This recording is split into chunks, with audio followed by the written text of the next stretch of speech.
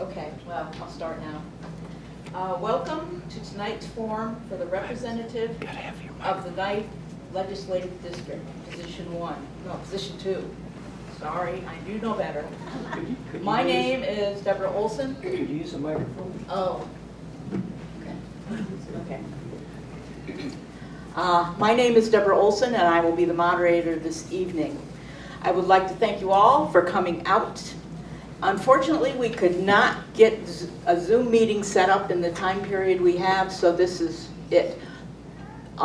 The forum will be recorded and be available on our website, lwvpullman.org, within a couple days. So go there, send your friends there to get the information. We will begin our meeting, as we do all our public meetings, with reading our nonpartisan statement. The League acts in support of or in opposition to selected governmental issues which its members have studied. It does not support or oppose candidates, factions, or political parties. League members as individuals are encouraged to work in the political party of their choice. To protect the League's nonpartisan policy, guidelines regarding political activities of the Board of Directors are reviewed frequently. The League of Women Voters of Pullman is fully committed to diversity, equity, and inclusion in principle and practice. These concepts are central to our current and future success in engaging all individuals, households, communities, and policymakers in creating a more perfect democracy. We acknowledge and honor the first peoples of the Palouse region and their descendants, including our neighbors, the Nez Perce, Colville, and Coeur d'Alene tribes. Before we begin, we're going to review how we do things for anybody who's new. We ask, I have a typo. Cards are distributed on your seats that you write your questions down. We do not take questions directly from the audience. When you are finished with your question, please raise the card and it will be collected, and you can have as many cards as you want.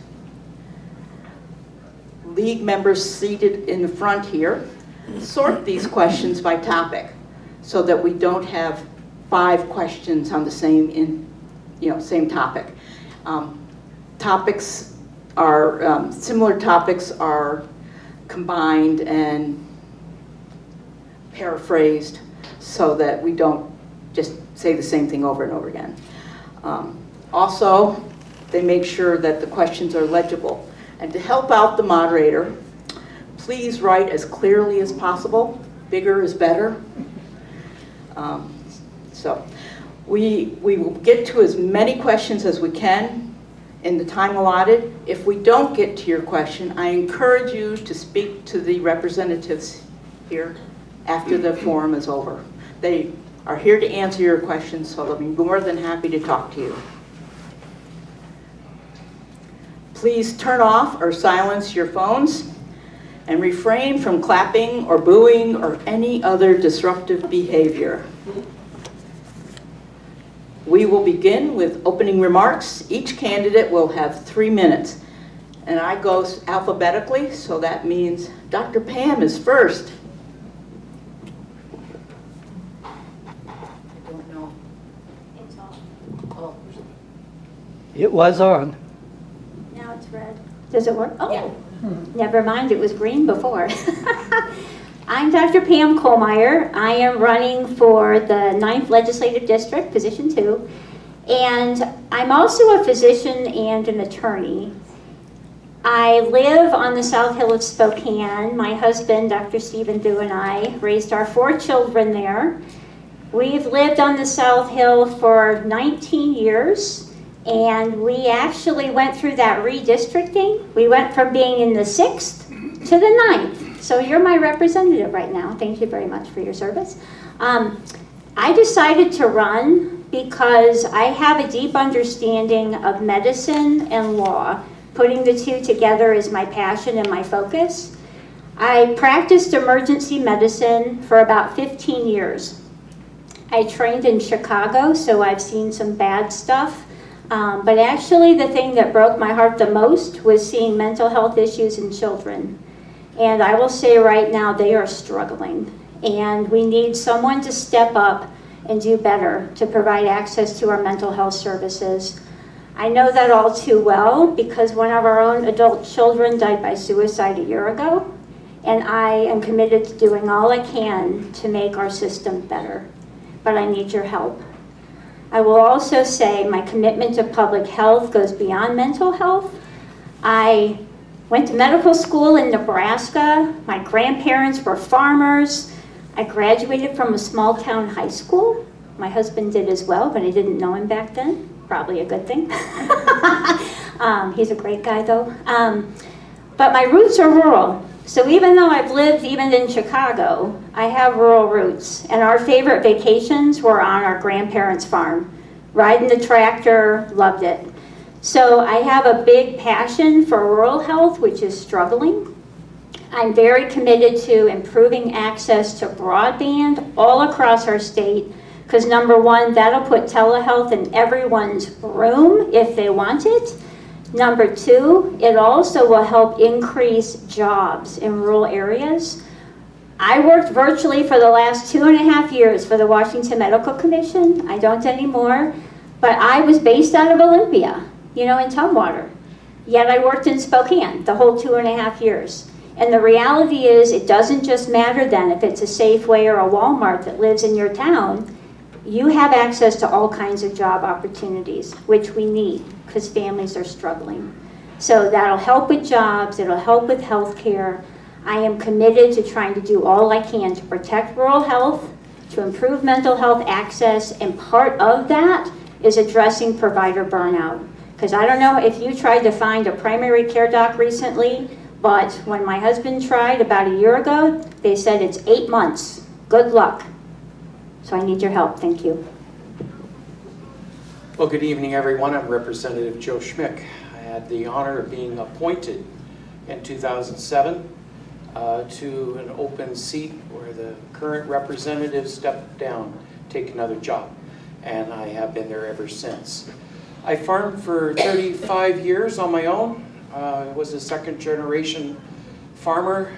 Sadly, on the day of my mother's funeral, my siblings informed me that we're selling the land, and I got outvoted, and I miss the land because you grow up as a farmer, it becomes part of you, and I miss that part. Don't miss the business end of farming because it's a tough life. We had several other, been married 42 years, and my wife and I had a couple other businesses to support that farming habit, and that's how we stayed on the farm. Currently, I am the ranking member on Healthcare and Wellness Committee. I sit on the Natural Resource, Ag and Natural Resource Committee, which is pretty important to our area, and I sit on the Appropriations Committee in the House of Representatives. I also sit on the Telehealth Collaborative. So we are bringing medicine and advancing it to all people to make it easier to access and to have more providers, so that people have access to care that they so desperately need. I also sit on the Universal Health Care Commission as the representative from our caucus, and so I sit on that and a number of other committees as assigned. Frankly, the reason why I ran in the first time and the reason why I continue to run is that I saw all our small communities suffering and I wanted to do something about it. And that's why I run, and I work hard at it. And so thank you all for coming, braving the heat. Looking forward to your questions tonight, and we'll have a good discussion. Thank you for coming.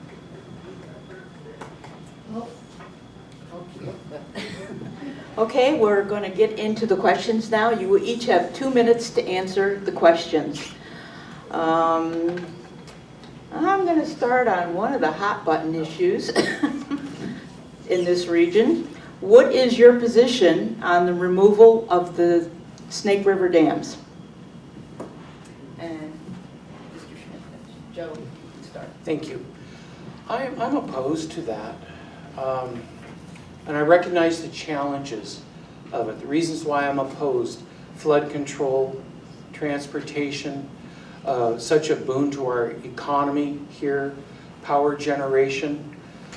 People realize that there's 2,330 megawatts. That is the number that they're utilizing that will have to be replaced if those dams come out. We have enjoyed inexpensive power for this region for a long time, and it's brought a lot of jobs and development to this area.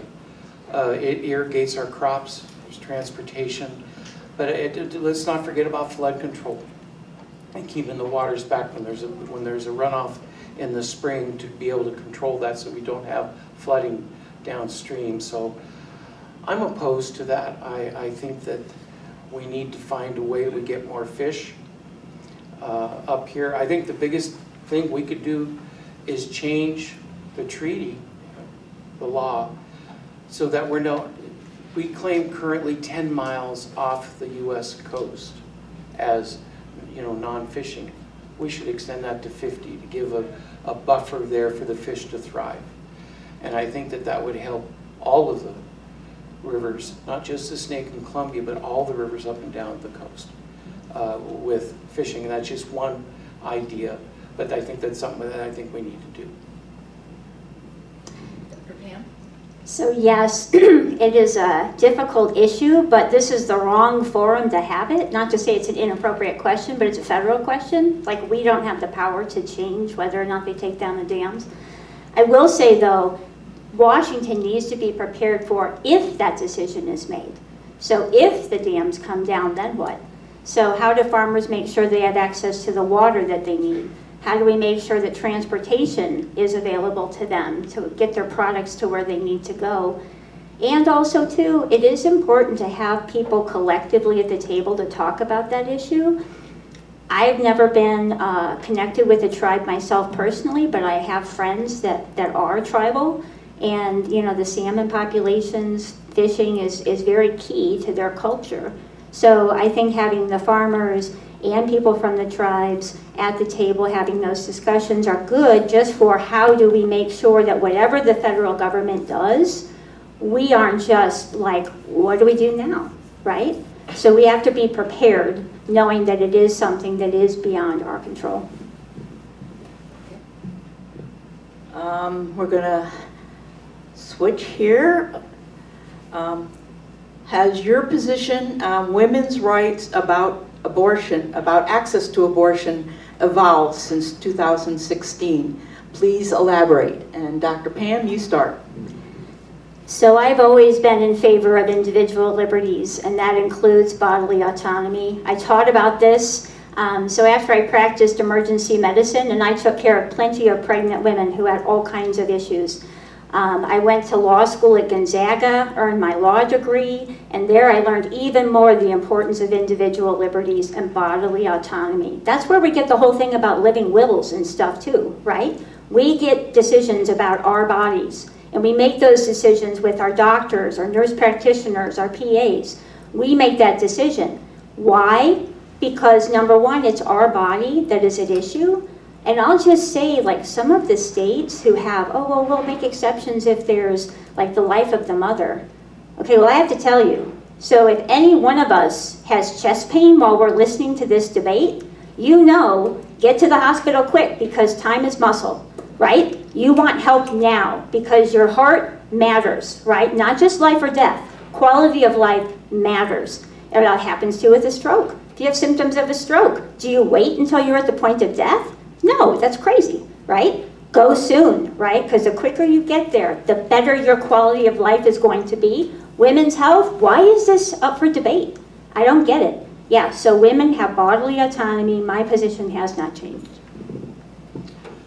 My position hasn't changed. The law of the state of Washington is that the patient and the doctor can make that decision. whatever it may be, for the best health of that, of the lady. That is current law, all the way late-term abortions and everything. That is current law of the state. That was passed by initiative a number of years ago, and I suspect there's not going to be any changes in our state until it becomes from the people as an initiative. And I think that's the proper way to deal with it. But in our state, there is no changes coming. It's the law of the state. It's a states' rights issue where we should decide. Okay, another health-related question. Can you speak to your, can you speak to how you would advocate at the state level for support of problems related to opioid crisis? What do you think? Oh, I can't read this. What do you think are some of the most effective responses to the crisis? And Joe, you start. Well, thank you. People are hurting, and when they hurt, they sometimes will turn to the use of drugs. Sadly, I'm sorry, sir. And sadly, and first of all, there's got to be counseling out there to help these folks who are struggling, that would be turning to this alternative for relief. And frankly, we don't have the workforce. And it has been a challenge for the last several years, we have increased reimbursement for mental health counselors. It's not enough because we're not keeping folks in the field. And oftentimes, well, I will go one step further. Medicaid, if we want to change a lot in our state, we need to increase the reimbursement for Medicaid to all providers so that they have more access to care in their communities. If you're a Medicaid population, it's hard to find a doctor. It's very hard. And that would be the single biggest thing we could do to change, to start moving in the right direction. Now back to opioids. We need to help those folks that are hurting for an alternative. There needs to be substance abuse counseling locally so that they can get the help that they need to get off and to help them with their addictions. And we don't have that. And it's a challenge.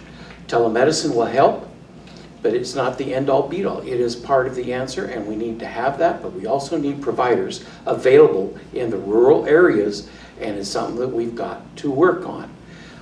Reimbursement is a big issue. Licensure continues to be an issue. And then we need to tell a good story. Thank you. So I first will agree, yes, we need to improve reimbursement for Medicaid. Absolutely agree. And having a Democrat at the table might help or move that agenda just a bit. I will say, as far as opioids itself, so I taught in public health at Eastern Washington University, and I learned so much. Even though I was an educator teaching on health policy and law, I learned about the whole mindset of public health is you have to go upstream. Don't just react and react and react. Figure out the root of the problem, and you have to address it there. And he did touch on one thing that I will agree with as well. Mental health access. So people that are struggling with mental health issues oftentimes self-medicate, right? So what I mean by that is they know something doesn't feel right, and they don't know what that is, so they turn to alcohol, they turn to opioids, they turn to whatever drug they can get their hands on to see if it makes them feel better. And so we need to do better about going upstream.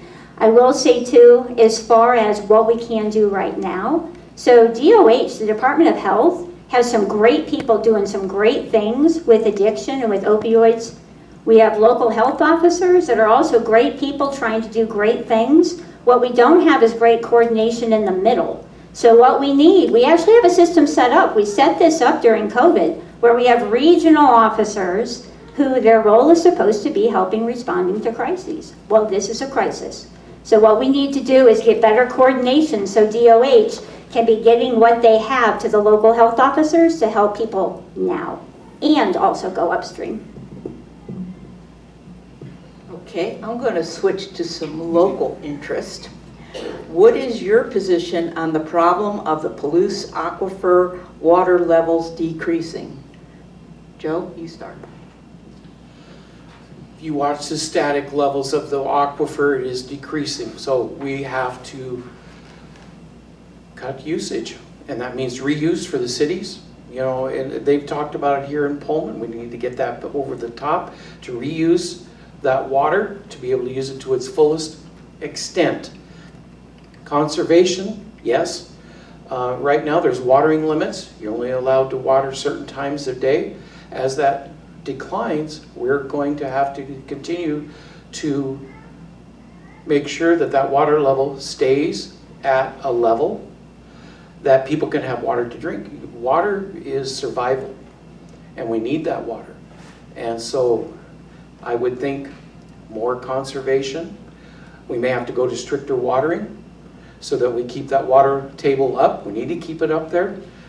We need to do what we can to preserve that water so it's not only for ourselves, but for the future coming down the pathway. So I agree with everything you just said. I'm not an expert on water rights or water issues, but I will say water is something that is vital to all of us, not just to survive and live, but also to thrive. So when we drove from Spokane, we drove through the Palouse, which is beautiful, surrounded by wheat fields. And not only do the farmers that we drove past their homes need access to water, but their livelihood does too, right? Because you can't really have crops without access to water as well. And, you know, cattle and all that stuff. So I would say we really have to be mindful of what to do to protect our water supply, and that involves listening to experts. Now, while I'm not an expert with water rights, as a physician, as an attorney, I am used to looking at research, I am used to looking at data, and to listen and to respond to experts that advise. So I would say that's one thing I would bring to the table, is the ability to look at data and to bring people together with an open mind, an open door, and to listen, not just that they can come in and approach me, but I will approach them to get help. What is your position on rails being converted to trails? And Dr. Pam, you start. I love that idea. So I'll just say, I'm big into health and fitness. I mean, as a physician, how could I not be? I hope that you take care of yourself too. You know, exercise is important. And I live in Spokane. We moved here from Nebraska. And I will just say, like, the people here are so similar to Nebraskans, like good people, good fundamental values, that care about their families, but there's so much more to do than being in Nebraska, where maybe you can sled for a couple weeks out of the year. So having access to outdoor recreation is so important. And when we talk about going upstream with public health, this is what we mean, right? Give the kids a bike and a trail, or give them some hiking shoes. They can be outside, they can be active with their friends, then they're less likely to sit around thinking, boy, I'm so bored, what am I gonna do? Oh, okay, well, let's shoot up this. No, right? So give them access to explore the outdoors, and it's good for everyone. And it's also great too if they bring their parents and their grandparents. Honestly, we have a grandpa that walks with his grandkids just about every night in our neighborhood, and it's a beautiful thing. I mean, picture that going through the Palouse. That'd be amazing. Yeah, I'm in favor. This is an issue that I have to say that my mind is involved, I'd say, over. I'm not really opposed to trails. I would just like to see everybody's needs at the table addressed. And we haven't been able to seem to get there. Property owners' needs need to be addressed. The public's needs need to be addressed. And if we could get there, I think trail's fine. But at the current time, we're not addressing everyone's needs that have direct ties to the rail track. Okay.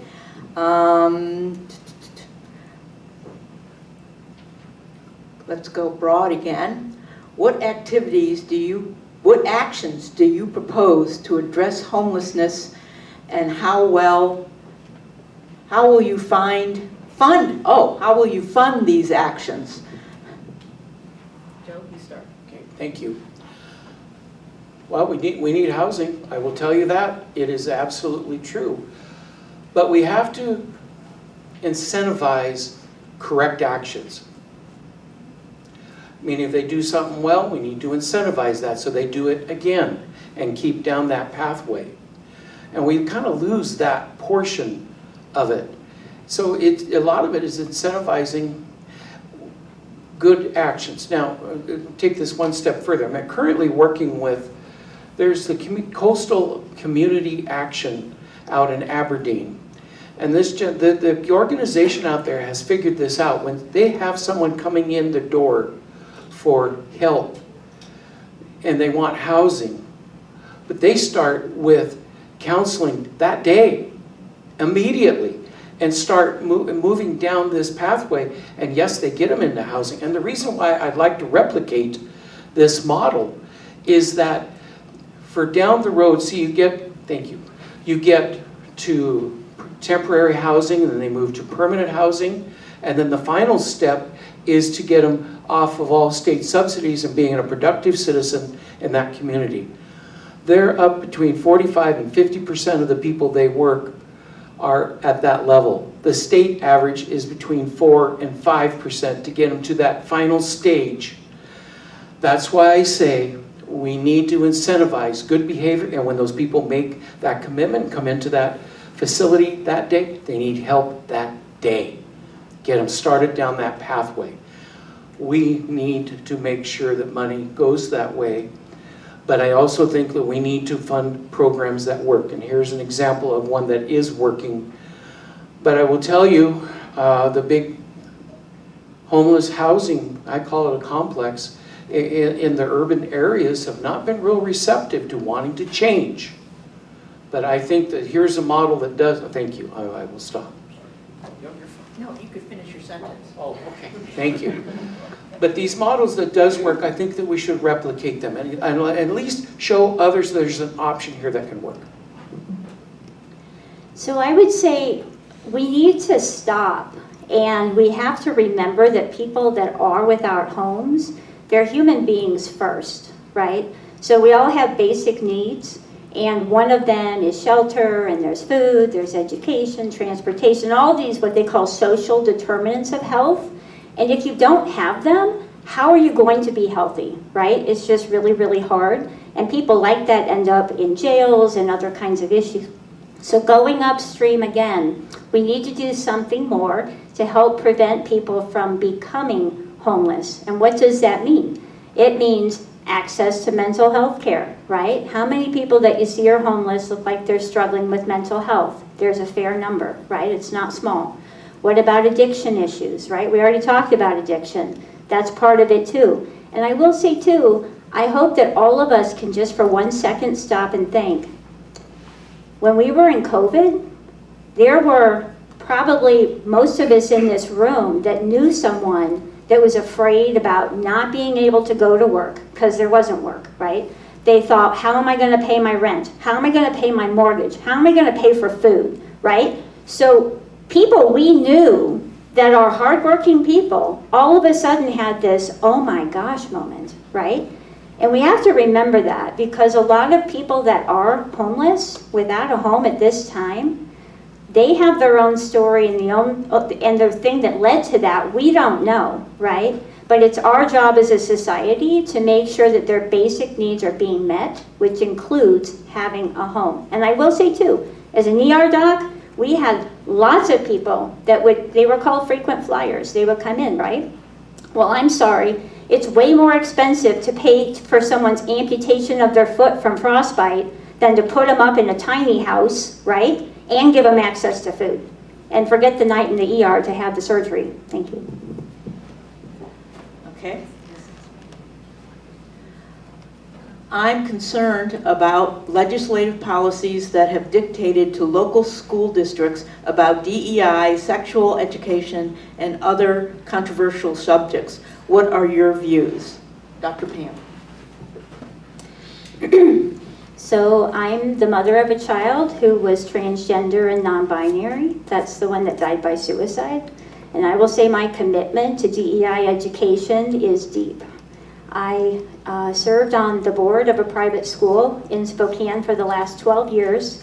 I was the board chair for the last 3. And we passed our first ever gender inclusive policy at the school to help make sure that all kids feel accepted.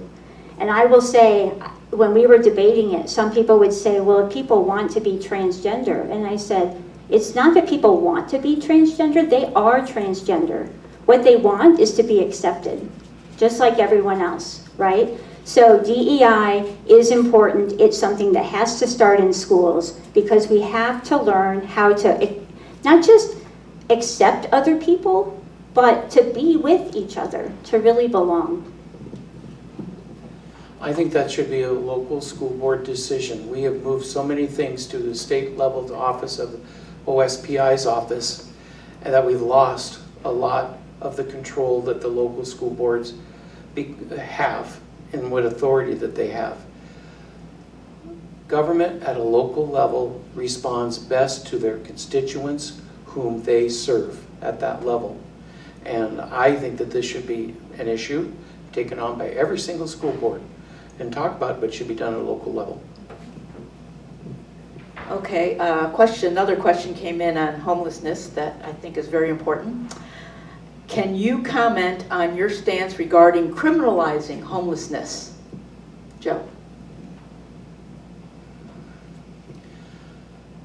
I think I struggle with criminalizing it, especially when so many people are struggling with substance abuse and mental health issues. It's co-occurring.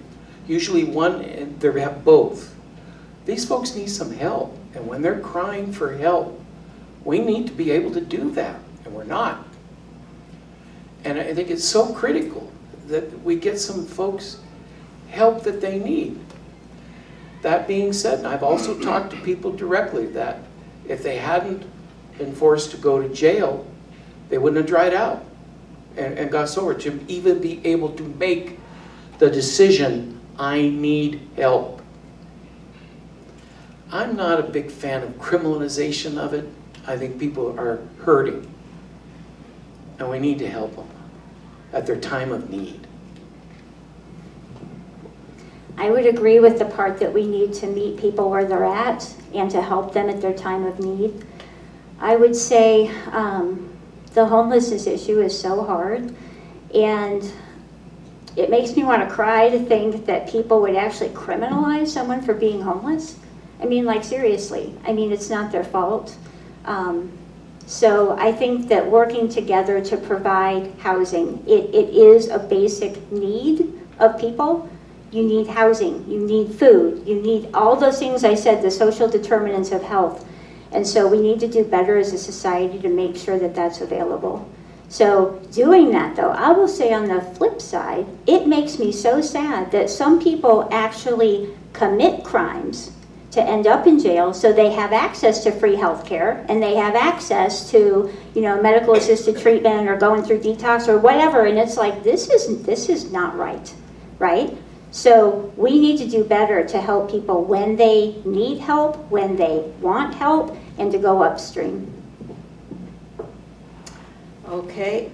How do you feel about no-kill shelters, no-kill animal shelters? Dr. Pam. So I'm an animal lover. We have 2 dogs. One's a Catahoula that's been to behavior camp twice. And the other one is a chocolate lab, and who doesn't love a chocolate lab? He walked with us at the Pride Parade in Spokane. I personally believe in no-kill shelters. I would be open to listening to, what issues are as far as having funding to take care of the animals. At heart, I'm an animal lover. I think they're good, not just for, us as humans, but the connection they have with our children and whatnot growing up is really important. And as people get older too, this isn't really your question, but as people get older, if they have a pet in the house, their happiness level goes up. And especially if they're walking on that trail system that you talked about. Yeah, that's a win-win-win, yes. Frankly, I'd not heard that term before. no-kill shelter, so I'll have to learn more about that. Pets can add a lot to your life. I will tell you, we had to put our dog down not more than about 3 weeks ago. That affected my wife and I. She would have been 17 this year. 17. She was a part of our lives and can add so much. So I'm sorry. I have real sympathy to people that are hurting, to pets. We need to take care of them the best we can, make the best decisions, and I hope communities will want to do that, so they have a humane place to keep the pets and to keep them when there's circumstances when people can't take care of them. That's a worthy thing to do. It's a worthy cause. And I would encourage everyone, we need to support those items and those places. Thank you. It seems to me that our police force in Washington has been hampered to keep law and order in our cities. What can we do to support the police force? Joe. I firmly support the police. I think that everything in society happens on a pendulum. And I think we've kind of gone too far one way, and we need to bring that back to the center. Police need proper training, so they're not put in a situation to where they're feeling uncomfortable or don't quite know what to do. They need that training. They need mentorship on the forces. I don't know if you were aware of this. We are 51st, and that includes the Puerto Rico, for the amount of police officers per 100,000 or per 1,000 citizens in our state. We are dead last. We need to make a commitment so we have more officers and safety measures. Are you aware that in Whitman County on any evening there's one deputy and one state patrolman patrolling? That's it. And if there is a DUI or a serious accident out there, one of those two are gone. Now think about that. We need to have more policemen and officers. If there's a domestic violence issue, that ties up sometimes one and both of those officers in our county. And think how big Whitman County is. And then the other counties in the 9th district. We need more deputies. We need more police. They need to be properly trained so they can help you when you need help and help the citizens and keep everybody safe out there. So I was just listening to you talk about, if there's an accident or a problem, it pulls one away. So I live on the South Hill in Spokane, and honestly, I was driving in front of Gonzaga University once, and I got rear-ended. You're supposed to stop for the pedestrians, the students as they're walking by. I stopped, the guy behind me didn't. Rear-ended me. This was probably 10 years ago, maybe 15. And there was a police officer right next to us. And so I thought he's gonna follow us and write this guy a ticket. The police guy took off, and I thought, what? And I said something to my husband later. I think I remember this right. It's like, well, they don't have time for that stuff. It's like, it seemed like he should have time for that, but anyway. So I do appreciate the fact that it is hard to have police officers there for what you think that you need them for. Honestly, my little fender bender was not that big of a deal. Would have made my life easier if he had a ticket when you try to get something fixed. But as far as having police there when we need them, it is important to have police officers there. It's also important, though, that they are properly trained, like you said. Part of that training is DEI related. And I will say it is horrifically, still a statistic that we have a very disproportionate number of people that are black and brown in our jail systems. And they're not treated with respect on the street. They are, followed more, they're targeted more, and that's not okay. It's really not okay. And in fact, there's a really dear friend of ours that when they would, be driving, with their parents to go up to Canada, they knew that they were going to get pulled over and, at the checkpoint and have to go through this grueling interrogation because the father was Pakistani. And it's just tough when you feel like you're treated differently because of the color of your skin, not because of the quality of your character. Okay, thank you. What is your position on decreasing carbon usage to slow down climate temperature increases? Dr. Pam, you start. That is a loaded question. I would be very open to getting opinions from all sorts of experts on this. The fact that we're in the air conditioning, thank goodness, right? It's like, 96 degrees outside? So you crank up the air conditioner, but what is that doing to our environment in the long run? Hard to know, probably not good. And that's tough too. Not to bring it back to the dam issue, but the dams, they do offer clean energy. And I'm not saying that's a reason why the Fed should keep it, but that is one thing to consider. If we're trying so hard to limit carbon emissions, that is one thing that doesn't do that. So I do think that it is a tough issue. We need to try to do better with trying to control our carbon footprint. And I think in Washington as a whole, we do a pretty awesome job. As a whole, not every individual person, but as a whole. The tough thing is that we can only control what we can control, right?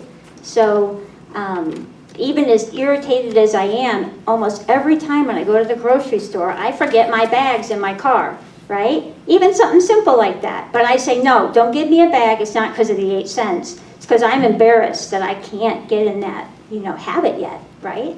But I'll get there, But I don't want to waste the bags because I don't want to, increase to our footprint of all kinds of badness. But yeah, it is something that we need to be very aware of and do what we can to help protect our environment. Because the reality is, especially with such a rural area, we need to have a good environment, right? You look at the 9th district, it's absolutely enormous. And you want this to be here for your grandkids and your great-grandkids and the generations to come.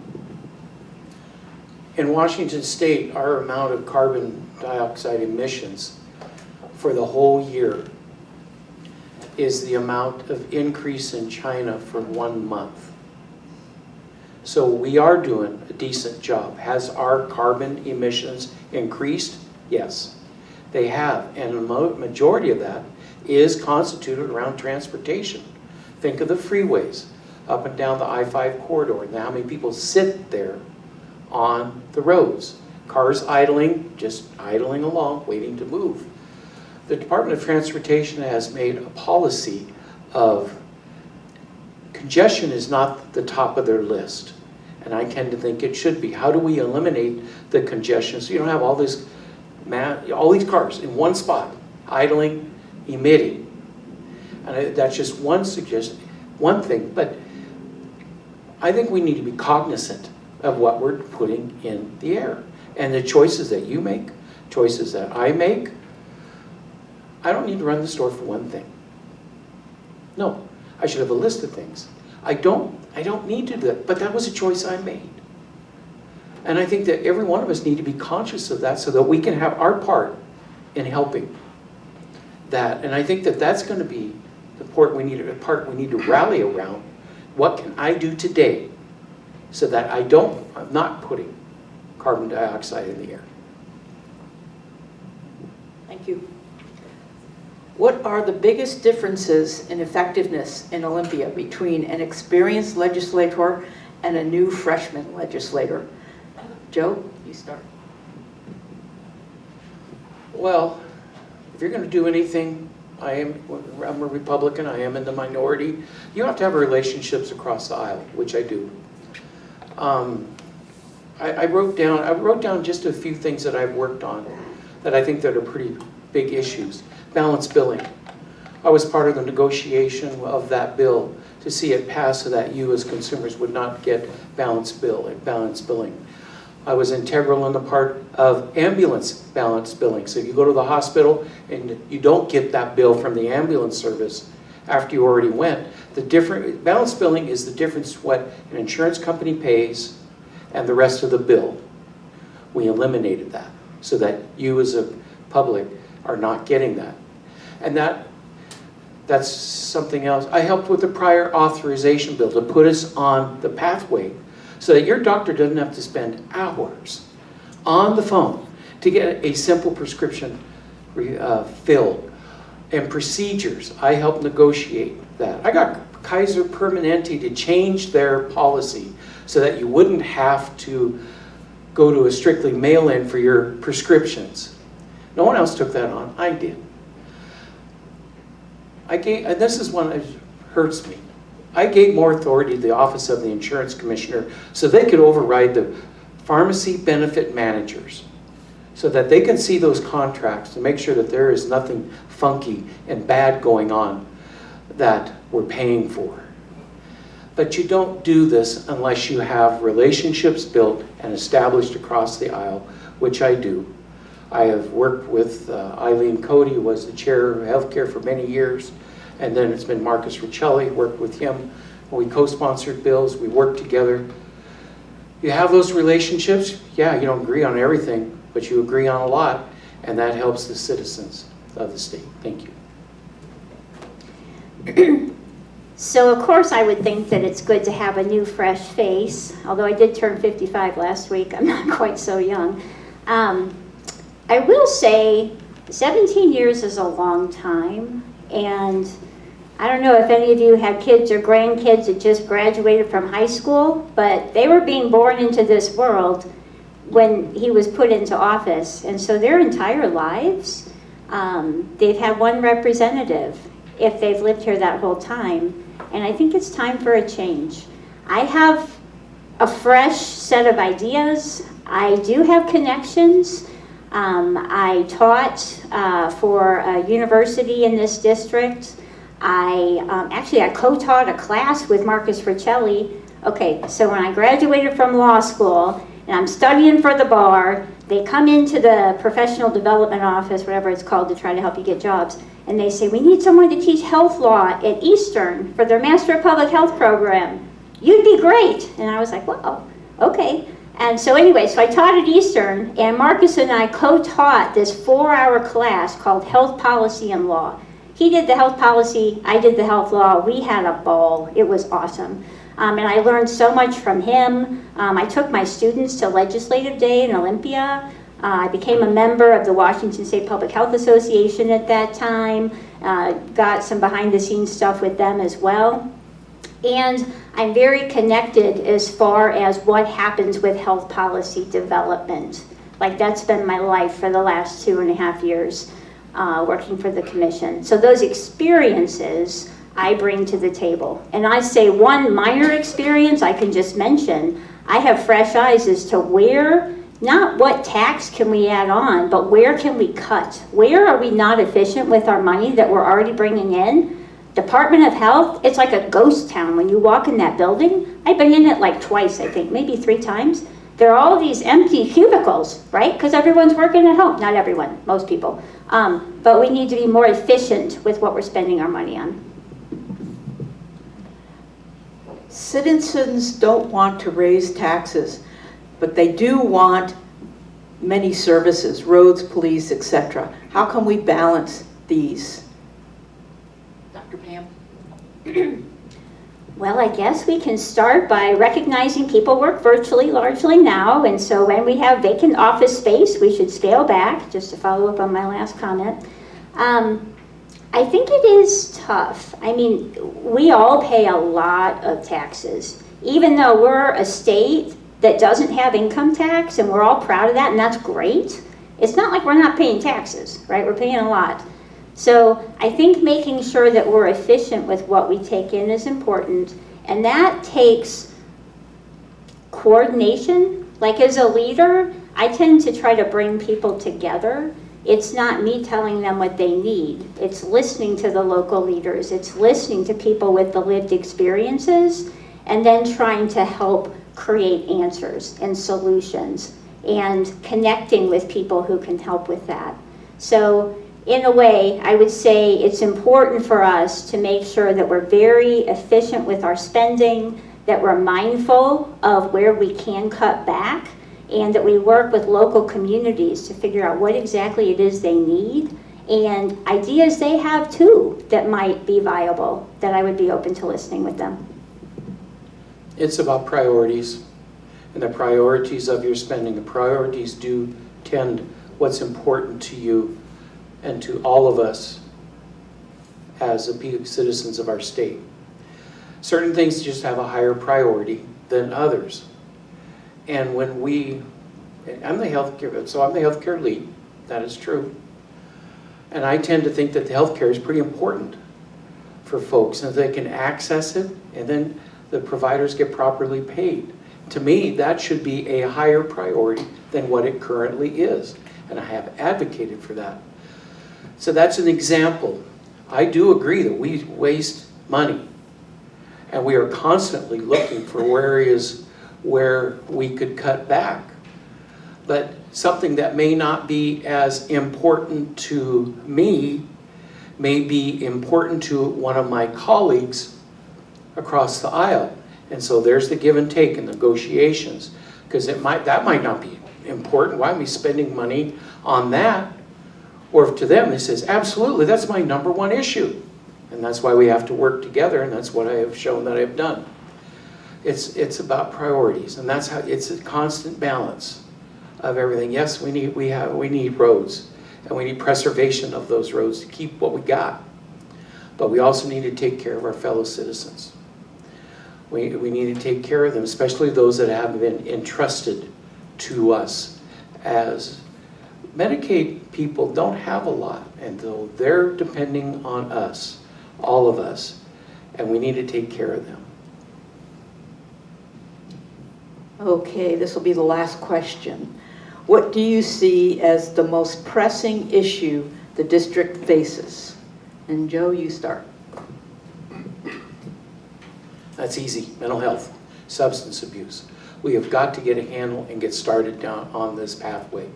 I don't know if you were aware of that, but the suicide rate among the agriculture is 3 times what it is among the normal population. 3 times.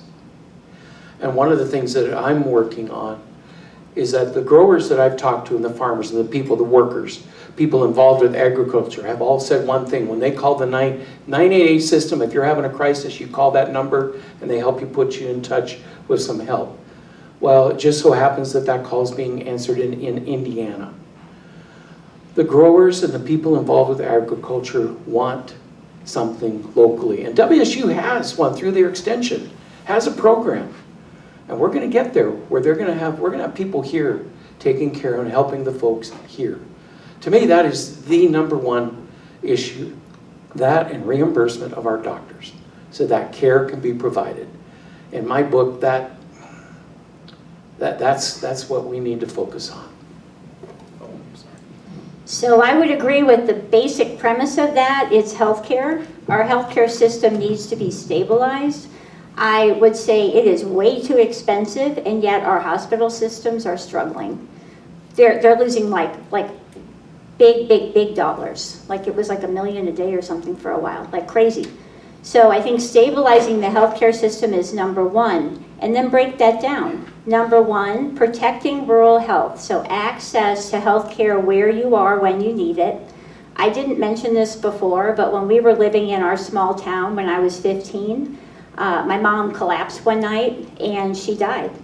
Literally, we had a volunteer ambulance crew. It was 18 miles to the hospital, and she ended up being brain dead. They didn't pronounce her for a couple of days, but it was one of those things where at a young age, it made a big impression on me that access to care really matters. And then losing one of our own children because of lack of mental health access, like not acceptable. And literally in Spokane, they're shutting down the adolescent health unit, you know, at a time when our teens are really struggling with mental health, and then we have cutbacks. So I really feel like having a physician in the legislature is like now. Like we need to do it now, not in 2 years, like now. And I'll do everything I can to help make this better. Part of it too, I agree. We have not enough providers. Providers are burning out, not just because they're not being reimbursed well, but because the paperwork is astronomical, it's crazy. Thank you for that bill to have it so that they don't have to do the pre-authorization. That's nice. But beyond that, they are so burned out, and yet we still have this requirement for like 50 continuing education hours a year.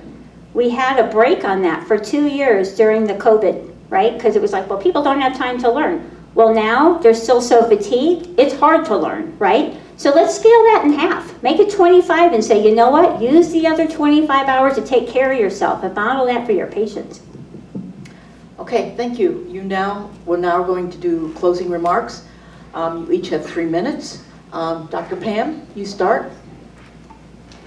So I appreciate the opportunity to speak.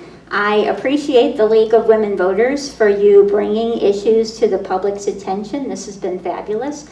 This is my second time in Pullman in like 3 days. This is great. I almost feel like I belong here. See some familiar faces. Was invited to a picnic on Friday night with some of the candidates, and honestly, anyone that would like to help with our campaign, I would love for you to reach out to me. Tonight, we got to talk about some really important issues. My focus is healthcare. Like my soul, not soul focus, but my heart and soul of doing this is to try to help stabilize our healthcare system. And I'll tell you, like going through grief has been really hard. And what has helped me in the last few months since the day I decided to do this, which was the last day to file, it was May 10th. You probably thought you were running unopposed. May 10th, I thought, no, I can do this and I need to do this. Because if I can help another family not go through what we're going through, then that's what I need to do. So I'm asking for your help. I will do everything I can, not just to improve access to mental health services, but to make sure that rural health thrives. I didn't mention this, but my husband goes to Davenport pretty much every Tuesday as their cardiologist supporting rural health. He doesn't have to do that, but he loves it, right? Me, going through what I did with my mom, I know what happens when you don't have access to the care you need when you need it. So my commitment to protecting rural health is genuine. Part of that is improving broadband access everywhere, getting telehealth so people can access it in their homes, right? You can have an urgent care visit from your home on telehealth to figure out if it's something serious rather than drive an hour to have someone tell you, no, actually you're okay or whatever. So increasing telehealth. I've been to conferences, national level conferences, learning about what can we do better with rural health, what can we do better with telemedicine to maximize care and access for patients. And I have great ideas, including one of them, not my idea, I just learned about it, was a pilot project happening in a rural community around Wenatchee. And once they got broadband, people still didn't have computers, some of them in their homes. What they did was they created a telehealth, like a booth in the public library, like it could be one of these rooms. They had it at fire stations, they had it at public schools. So you have access to the care you need on telemedicine right there in your community. What a beautiful thing. So that's why I'm here. I'm trying to increase care, and I hope that you'll help support me. Thank you. I appreciate everybody who's here tonight. Thank you for coming out. So people often ask me, what are you doing right now? What are you working on? So I made a little list. I don't know if you were aware of this, but we've talked a lot about healthcare issues. We've talked about primary care providers. You realize we don't even have a plan to how we're going to increase the number? It's one of the things I'm working on. I'm also negotiating with the Attorney General's office so that our small critical access hospitals that are offering obstetrics services so they can comply with the Reproductive Parity Act so that they can continue to provide obstetrics. When we lose that portion of a hospital, very expensive to get that back started again. So I'm currently negotiating with them. I'm also working on a payment model for a project with one of my critical access hospitals. If you've probably heard about the 80-20 rule, 20% of your people take up 80% of the healthcare needs often in a hospital. I'm working with them. I've got an insurance company, which is Molina, to let's look at these high utilization people and figure out a different form of payment and hopefully bring some financial security to our critical access hospitals in our rural areas. Working on that. It's something that you probably didn't know about. Every county is now required to have coroners and set up an office. Well, a lot of the counties in the 9th District are pretty rural, and they say we don't have $250,000 sitting around to be able to pay this. So we've got to figure out a way and a pathway so that they can comply with the law. And whether that takes some state funding to help them or coordination from several counties, but we need to get that and get them over this financial burden. I'm also working on, I had a bill last year with public records requests. I am not opposed to having information getting out to the people, but when that, it shouldn't be a profit center. And we have a group of people in our state of Washington that goes out to our smaller communities. There's one in Whitman County that's having to negotiate, and they're hoping that the guy will take a $75,000 lump sum to settle this dispute. This is wrong. Think of what $75,000 could do for that community.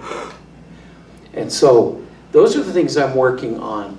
I think I offer something to the voters for value, for the voters and the citizens here of the state, and I still have something to offer, and I am motivated to get these things done for the citizens and constituents of the 9th District. Thank you all for coming out tonight, braving the heat. I really appreciate it. I would like to thank the candidates and all of you for coming tonight.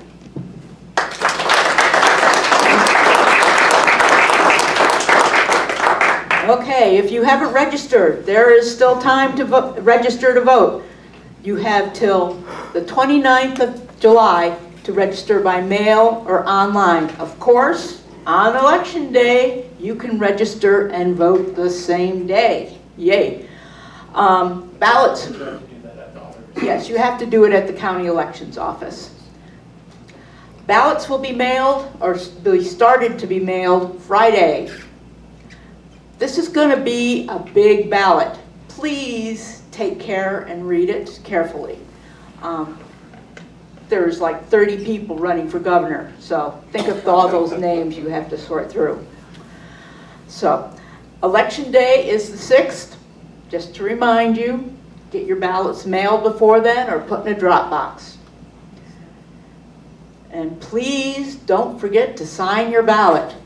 That's the #1 issue. Ballots are rejected. Now, you can always cure your ballot, but it's easier just to sign it to begin with. And I urge people to actually put a contact number down so that if there is a problem with your ballot, the elections office can get in touch with you.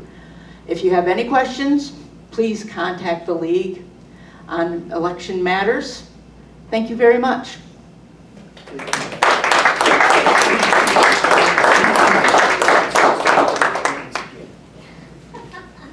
These are the 3 questions.